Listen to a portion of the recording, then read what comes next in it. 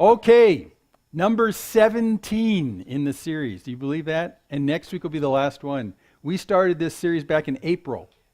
What? Yes, back in April. So we're near the end. So if you're near the end, you're going to talk about English Bibles, and that's where we are. So today, last week we looked at, I wanted to make this pitch first again because we're using Neil Lightfoot's book, so I need to give him credit every time we do this. And it's a wonderful book. It's small and it's compact, and it's nice and simple for the rest of us. But again, if you want more information, check out the Geisler-Nix book, General Introduction to the Bible. Really, really good. And it's been a textbook for Bible, actually first level Bible school. If you go to a Bible, you'll get Geisler-Nix. So it's a great introduction to the bigger topic. But it's got tons of depth that that Neil's book doesn't have. So if you want more information, that's the place to go.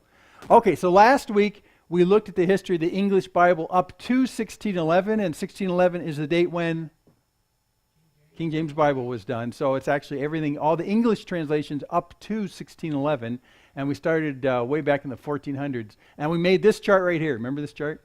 You don't really need to know that chart, but it kind of helps understand what's going on. And again, the Reformation was 1517, sort of down here. So a lot of these English Bibles are really the outgrowth from the Reformation. And the Reformation basically said that the ruling class of the church shouldn't be the only people who are looking at doctrine, understanding how things should go. The Reformation was basically the smaller guys saying, wait a second, something's not right. And the way we can tell it's not right is by reading it ourselves. So those kind of went hand in hand. So that's why that happened like that. A lot of people died because of that. Wasn't popular. So today we're going to pick up from 1611, and we're going to look at recent translations on top of what we looked at last week, just briefly, the English Revised, and we'll see what happens after that. And it'll help you kind of figure out the whole spectrum of Bibles today. Which Bible should you pick and why? So you have this whole bookshelf of Bibles. That's not my bookshelf, but that's pretty typical. And they're all Bibles. So which one do you pick and why do you pick them, and do they have advantages? So we're going to look at that because that's really helpful in a lot of ways. So starting with the King James in 1611, this is the reason why subsequent English Bibles came along. First, it rests on a very small textual base. Remember, this is Erasmus's third edition of his Greek New Testament from 1522, and that Greek New Testament that was first printed and published by Erasmus only really relied on 6 or 7 texts. That's it. And today we have over 5,000 in the original language, and more when you count translations that were translated into other languages and then shipped around the world. So the King James is based on those. Is it a bad translation because of that? No. It's really a great translation. And people have become believers based on the King James. But it can be improved because of the things we found out. But there's really no huge doctrinal changes. But still, it's nice clarification in terms of what you read. I'll show you some of the clarifications in a second. So that's one of its biggest problems. Also, the English is archaic. So when you read something, you have to go through the process of figuring out what's wrong with the 400-year-old English, because the English itself migrated with time. So now you have to be a student of Old English to be able to catch it. That's one of the problems. Here's an example. This is really good. King James on the left and ESV, which we use on the right, an example of a modern. 1 Peter 3, if you're reading the King James, likewise ye wives be in subjection to your own husbands, that if any obey not the word, they also may without the word be won by the conversation of their wives. Which doesn't make much sense, because it says if it's without words, then what's the conversation part? Until you realize conversation back in 1611 meant conduct. It actually, so that they may be won without a word by the conduct of their wives. So conversation in Old English meant, when people conduct themselves. That's the conversation of mankind, is what they do with each other. That's just archaic English. So that gets in the way sometimes. Here's another one from 1 Timothy 6. On the left, that they do good, that they be rich in good works, ready to distribute, willing to communicate. Communicate for us is to talk, but that's not what that meant back there. Communicate meant to share in Old English. Really? Yeah. That's how much the language has shifted. They are to do good, to be rich in good works, to be generous and ready to share, which makes more sense when you read it in terms of the phrasing of the sentence. So that's why many times when you read the King James, you'll read it and you go, something's just not striking here. But then when you get to a modern English, oh, well, okay, that's what it means. Generous and ready to share. That's actually a phrase that makes sense. So that's Old English problems. One more, 1 Thessalonians 4, on the left, for this we say unto you by the word of the Lord, that we which are alive and remain unto the coming of the Lord shall not prevent them which are asleep. What? Well, prevent meant to be before in the Old English, not to stop something. So it actually means the coming of the Lord will not precede those who have fallen asleep. So that's just English shifts. That has nothing to do with translating the Greek. That's just the English shift. So that's something you have to deal with in the modern day. Also, there were errors in translation in the King James. Not huge, but it's noteworthy that the Greek and the Hebrew, that was a new topic in academia at the time. I mean, and not immature, but it has gotten a lot better since then. So there's some better ways to interpret the Greek and Hebrew because of academia has understood the nuances of the Greek and the Hebrew a lot more. And so some of those have changed. An example of that, Mark 6:20, for Herod feared John, that's John the Baptist, knowing that he was a just man and holy and observed him. And when he heard him, he did many things and heard him gladly. So it sounds like King Herod, when he jailed John, was sitting there watching him. He observed him. Well, no, actually, the Greek word means to keep him safe, not to just observe him. But, with something that you keep safe, you observe it. So they primarily translate the word as observation, but it actually means keep safe. So that's the nuance in the Greek words. He was a holy man, and he kept him safe. So that's a problem. Here's another good one in terms of interpreting the Greek. That you abstain from all appearance of evil, as opposed to abstain from every form of evil. So the first one sounds like you can do evil as long as no one can see it. The appearance of evil. And it also carries past that even if you're innocent, you got to make sure you don't even look like you're doing evil. And that's not exactly it. It's every form of evil. That's literally what the Greek means. But form and appearance in terms of concepts are kind of the same. But when you translate it with form, it implies something different. So that's why a better Greek interpretation is form of evil instead of appearance. Okay, here's another good one, slightly misinterpreted. This one's crazy. Acts 21. After those days, we took up our carriages and went to Jerusalem. Which sort of makes sense, except it really means after these days, we got ready and went up to Jerusalem. What? Yeah. Meaning the body is the carriage? Well, no. It meant when you got ready to go on a trip, you got your carriage ready. You got the horse hooked up, stuff like that. So when they saw this basically getting ready idea, they said, well, it's kind of getting your carriage. So they put carriage there. Yeah, so that doesn't, took up our carriages. So anyway, so get ready, okay. So that's a problem.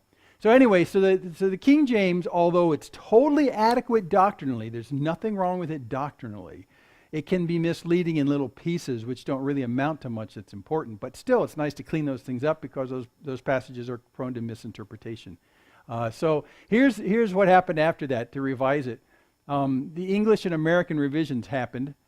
And in 1870, in England, there was the Convocation of the Province of Canterbury. Okay, so they decided at that time in 1870 that it was finally time to switch and leave the King James behind and go to this. Now that's like 250 years King James has been there. So it was very presumptive on a lot of people's parts, they think, for the English group like this. The Archbishop of Canterbury said, let's come up with a new translation.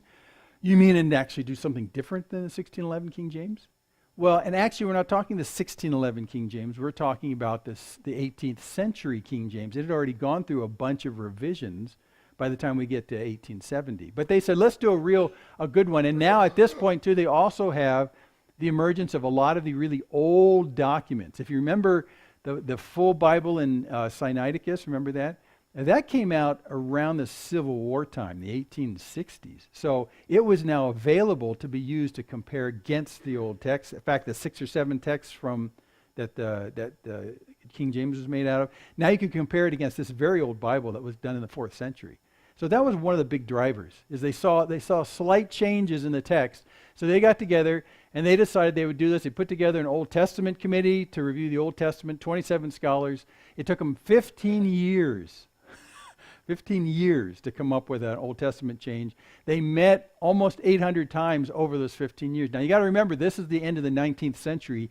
You didn't call each other on the telephone to compare what you're doing. So you had to have repeated get-togethers, and you'd make assignments, you'd go away, you'd do your work, you'd come back. So 15 years, over 800 days that they met together over those 15 years. And there's also a New Testament committee, same number of scholars, same kind of process. It took them 11 years, only because the amount of text is less. And they met 400 days over those 11 years. And then finally, there in 1885, after those 15 years, they published the English Revised Version, and that was totally complete. Again, 270 years after the King James. So the King James had a good ride. But largely the Greek text that had changed was Sinaiticus, and also Vaticanus and the Alexandrian document. Those had become, they were emerging at the time, but Sinaiticus really made a big splash. So that was a lot of what that was. Now, we here in America call this the English Revised Version, because there's another revised version coming that comes out of America, so not to confuse you. Also, there was a little bit of English problems at the time, because when they established these groups, they included American scholars in these groups. But it turned out that the English translators and the American translators started to have conflicts over English, and whether Savior should have a U in it, and whether color should have a U in it. See, that kind of stuff. And also slightly reversed order of words and sentences that the English use, the Americans don't. So there was a conflict between American English and English English. And so these guys said, listen, you have helped us, but this is largely an English effort because it came out of Canterbury. So it's largely an English effort. So we're going to publish the English Revised Version. And you Americans, if you want to come up with an American English version, you have to wait at least 14 years after we've published this so you don't ding our sales. Really, that's exactly what they did. So the Americans who were involved in this were just itching to do an American translation, but couldn't publish. But in the background, they worked on it during those 14 years. So that came out then in 1901. Because you see, the 14 years elapsed. They had another year or two to kind of get their stuff together, and they came up with the American Standard Version. So these two basically come out of the same roots, the same new documents, Sinaiticus and stuff, but one's an American flavor English, one's an English flavor English. So you got the English Revised and you got the American Standard. So that's how those came to be. Also, in the U.S., by 52, we came up with the Revised Standard Version. So Americans did a little bit more change, and a lot of this was due to the huge growth of Greek scholarship and the 5,000 documents that were really starting to circulate now. So by 52, the Revised Standard, that became very much a standard in the U.S. for a long time. RSV, big deal. And exactly. I know, when I was a kid, yeah, it was RSV. It's a really good translation. And the English reads really well, too. Yeah. And then they revised the Revised Standard in 1990, but nobody uses it, pretty much. The new Revised Standard, that's an American effort again. In 1970, there was another effort, the New English Bible. That came out of England, actually. And 1970, you've probably seen the cover of it. If you saw Bibles in the 1970s and 80s, it had a Jerusalem cross on the front of it. So, but it's not a literal version. It's not a word for word. And we'll look at that in a second. So that came out. That was much more part of the English translation history rather than the American. And then America, about the same time, came up with the New American Standard. The New American Standard was done by a private company, Lockman Foundation. So they decided to do their own translation, which would be hyper-literal as you possibly could, literal in terms of being word for word match. And then they kept the same King James thing about any words that you include deliberately so the sentence reads right, but the word does not exist in the Greek, you italicize it. So that way you can tell when you read a word in the New American Standard that's not italicized, it is a Greek word or a Hebrew word. If it's italicized, it was put in there just to make it read better. So that was basically a benchmark in literal translations. And then really probably the most popular one in evangelical circles, the NIV came out in 78. Do you realize it came out in 78? That makes it 40 years old. What? Yeah, it's old. It's old. But it was an attempt to make the readability of the English much, much better. So they didn't reinterpret old documents to get the content right. They just wanted it to read more modern English and read more modern American English. So NIV is a very, very readable, close to literal, but not quite. But it's a very readable style for that. But that's what the contribution they did on that. They basically said, we have people who are good grammarians in English, American English. If us great grammarians in American English were to write the Bible, it would sound like this. And that's what that is. So that's their contribution. So here's our old chart from last week. There's the English Revised on top. So really what we've done is we've built a path on top of the English Revised.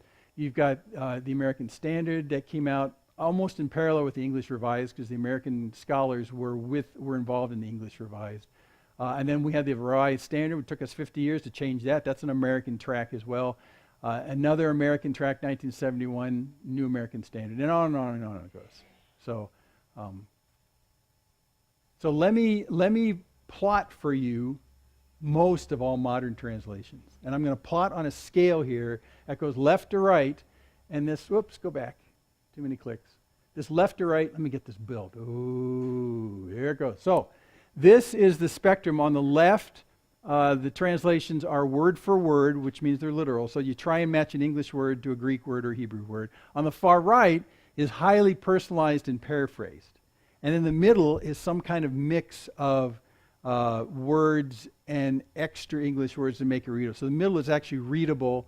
The far right is super readable, but not even close to word for word. So you can plot all modern day translations in English on this spectrum, from the super literal on the left to the hyper paraphrased on the right. As an example, on the left, the most word for word you can get is an interlinear Bible, where you've got Greek in one column and English on the other. So there I've got the word logos in Greek, and when you see logos in Greek, you put the word word there. So you try and do a one-to-one equivalence. So with an interlinear, you can actually track the English words and the Greek words. So interlinears are kind of fun for that. It's also interlinear in the Hebrew. And then on the far right of the scale, I set this, Peterson's The Message is just about as far paraphrased as you can get. And by the way, Peterson died last week. Did you know that? Yeah.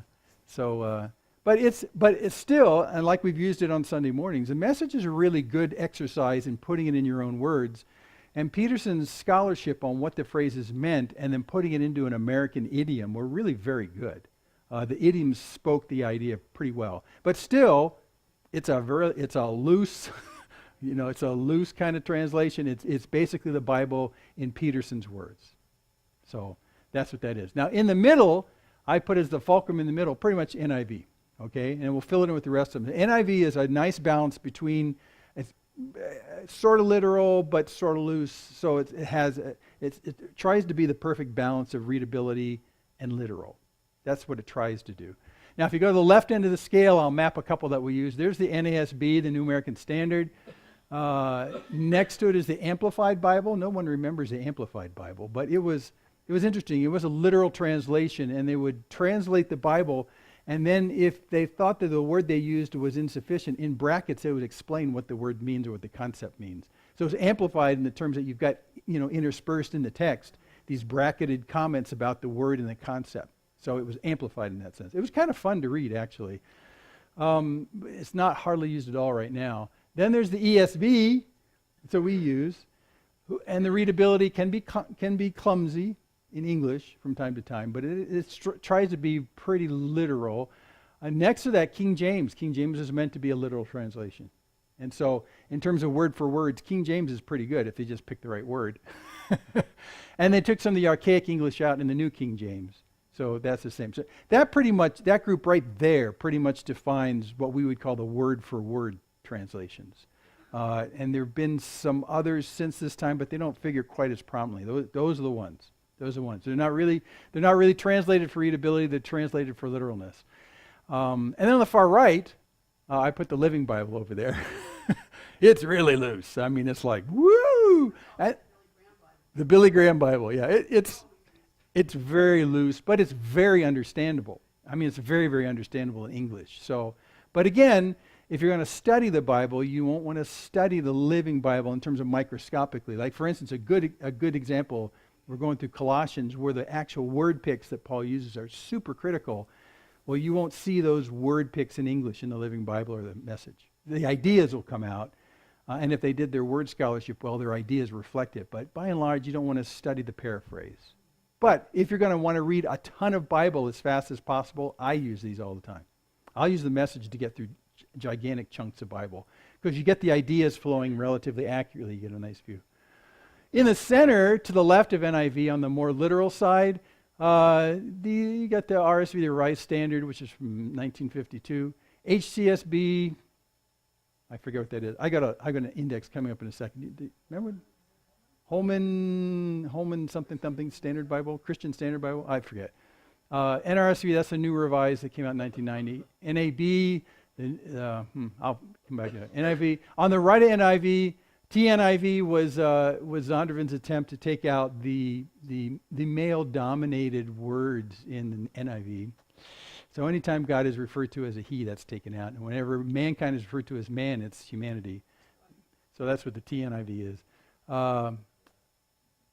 NJB, NCV, REB, New Living, NLT, wait a second, here's the,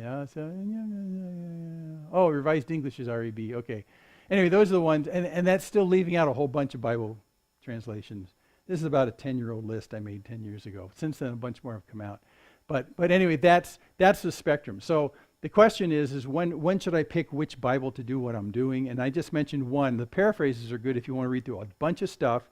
You want the ideas to come through and easy and without having to really strain too much. You're relying on someone else's interpretation for what the passage means because they're going to put it into their own words.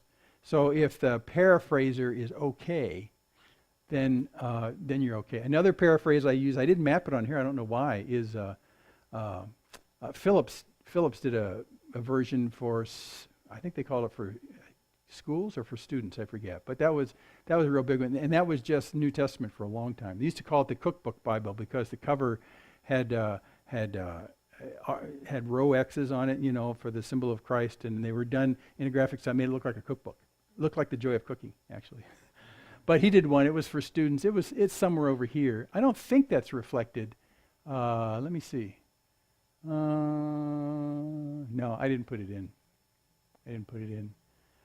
But anyway, that's the whole deal. If you want to read fast and get through large sections, do a survey overview. Paraphrases are really good for that. When you want to get down and dirty and look at the details of it, you got to move to the left side of the scale. If you want to get down to actually doing word-specific, you really get down to word-specific stuff. Paul's letters most of the time require word-specific because you want to be very accurate. He is very conservative on the number of words he uses, so you got to make sure you understand the words well. So those translations try very hard to come up with appropriate English words for the Greek and Hebrew. Really, really hard. In the middle is not a bad compromise, and I would use all the ones in the middle. So many times when I'm studying in a whole new passage of Scripture, I'll start with a survey paraphrase. I'll move to an easier reading center one because it gets a little bit more literal. And then when I really want to focus like a microscope, I'll go to the far left and use a word for word. So in general, that's a good way to do that. Okay. I looked up what's used. This is a survey they did in the National Association of Evangelicals. So these are evangelicals. What their preference? 39% use the NIV. 20% use the New American Standard. Interesting. ESV, about 13%. New King James, 9%. The New Living, 7%. And then there's the NIRV, King James, Reina Valera, 1960. Is that a Spanish Bible, I think? I don't remember what that is. CEB and then others. So that's why NIV is just a king for those in the middle ground section. And if you want to go a little bit more word study-ish, NAS. But this was before the ESV became really large. And now this was done in 2012. And I couldn't find a newer version of this in 2018. But I would suspect that ESV has probably taken over half or more of the NASB pie because it's become very popular for literal translations. So, okay, next week, it's the last of the series, My Words Will Not Pass Away, and we're going to look at Bible quotes from Jesus and others about the fact that God himself said that what he wrote is not going to pass away, and it's not going to need being restored. It actually is sufficient, and it will never wipe away and go away. And we've already seen the process that's happened is the New Testament was copied so many darn times, it's everywhere, and it didn't pass away. It just got scattered to the breeze, and then we took those pieces and put them back together. And the Hebrew Old Testament never passed away either, because its translation was ensured through rigorous passing forward to make the copies new and, not fall apart. So it's literally true in the mechanism of the passing forward of these words. They didn't pass away. There's never a time that they passed away. So we're going to look at those passages and see, because he predicted this, which, by the way, is an astonishing thing for Jesus to say, because almost all the documents in the first century are gone. Well, the original autographs are gone as well, but the words carried forward. So most of the stuff that was written in the first century and before, they're just gone. So for you to say even today, what I speak to you today, which I'll put down on paper, is going to be around forever, is a pretty audacious statement. But when you look at the evidence of how it's done that, we'll look more at the evidence of that compared to other documents next week. It's pretty astonishing, because what you see historically is exactly what he said would happen. So, okay, let's quit for today.